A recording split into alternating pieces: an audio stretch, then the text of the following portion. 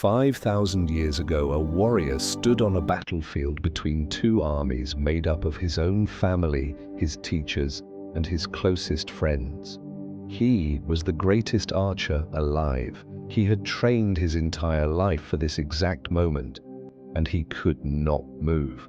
Not from fear of death, from something far more familiar to you than you might expect.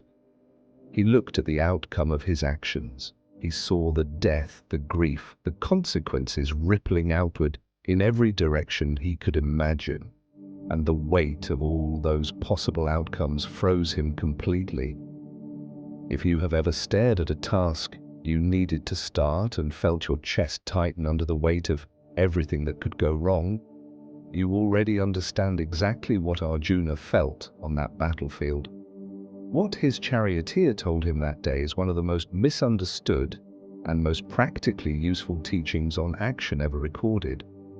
The charioteer was not an ordinary man. He was Krishna, and what he taught Arjuna in that moment became the philosophical core of the Bhagavad Gita. The teaching is called Nishkama Karma, action without selfish attachment to the fruit of that action.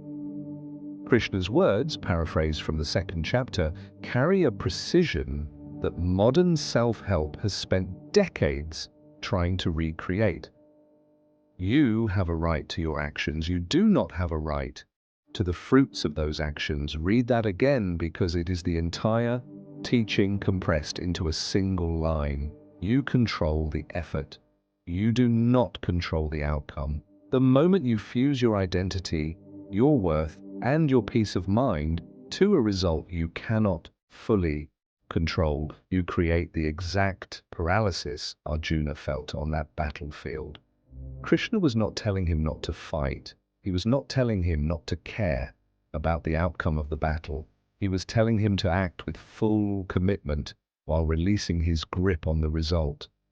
To do the work completely and then let go of the outcome completely. Not because the outcome does not matter, but because clinging to it does not change it, and the clinging itself is what destroys you. The most common misreading of this teaching is that it means apathy. Do not try, do not care. Whatever happens, happens. This could not be further from what Krishna actually taught. Nishkama Karma does not mean working without effort or without excellence.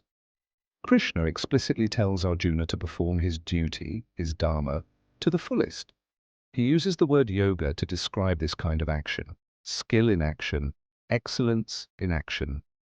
The detachment is not from the work, it is from the anxious, grasping relationship to the result of the work.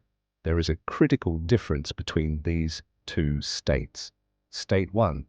I am working on this because I need it to succeed or I will feel like a failure. State 2. I am working on this with complete focus and excellence because this is what is mine to do, and what happens after I release it is not entirely within my control. The first state produces anxiety, procrastination, and burnout because your nervous system treats every piece of work as an existential threat. The second state produces what modern psychologists now call flow, full engagement without the corrosive overlay of outcome anxiety. Krishna was not teaching ancient India to stop caring. He was teaching them where to put their energy, into the action itself, not into the fear of how it would turn out. What is remarkable is how precisely modern psychology has confirmed what Krishna taught 5,000 years ago without religious framing or ancient language. Self-determination theory, one of the most well-researched frameworks in modern motivational psychology, distinguishes between intrinsic motivation, doing something because the action itself is meaningful, and extrinsic motivation, doing something purely for an external outcome or reward. Decades of research consistently show that outcome-focused, extrinsically driven effort produces higher anxiety, lower creativity, and faster burnout than process-focused, intrinsically driven effort. This is Nishkama Karma in clinical language. There is also a well-documented phenomenon called outcome anxiety in performance psychology. Athletes, surgeons, and performers who fixate on the outcome during execution perform measurably worse than those trained to focus entirely on process and technique in the moment of action. Elite athletes are explicitly trained to do exactly what Krishna described: full commitment to the action, deliberate release of attachment to the score, the result, the judgment, while the action is happening.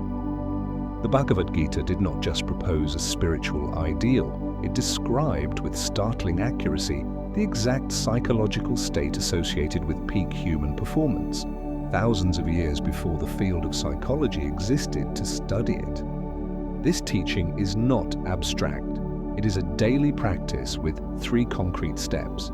Step 1. Before you begin any significant piece of work, name what is actually within your control: your effort, your preparation, your attention, your honesty in the work.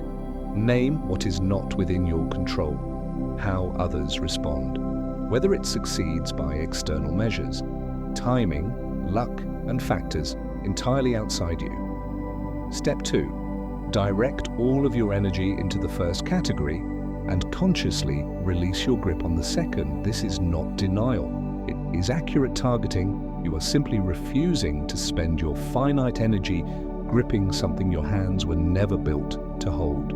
Step 3. When the work is complete, let it go. Krishna's teaching does not end at the moment of action. It extends to the moment after. Once the effort has been given fully and honestly, continuing to mentally grip the outcome, replaying it, controlling it, worrying it, produces nothing except suffering. This does not mean you stop checking your results or stop learning from outcomes. It means you stop fusing your sense of worth and peace to something that was never fully yours to control in the first place. A man practicing Nishkama Karma still works with excellence. He still cares deeply. He simply stops torturing himself over the portion of reality that was never his to command. Arjuna eventually picked up his bow, not because his fear disappeared, not because he was guaranteed the outcome he wanted. He acted because he finally understood that his task was the action itself, fully and honestly performed, and that everything beyond that point belonged to something larger than his grip could ever hold. You will face your own version of that battlefield today.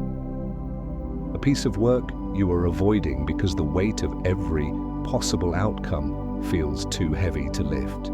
Krishna's answer is still the same 5,000 years later.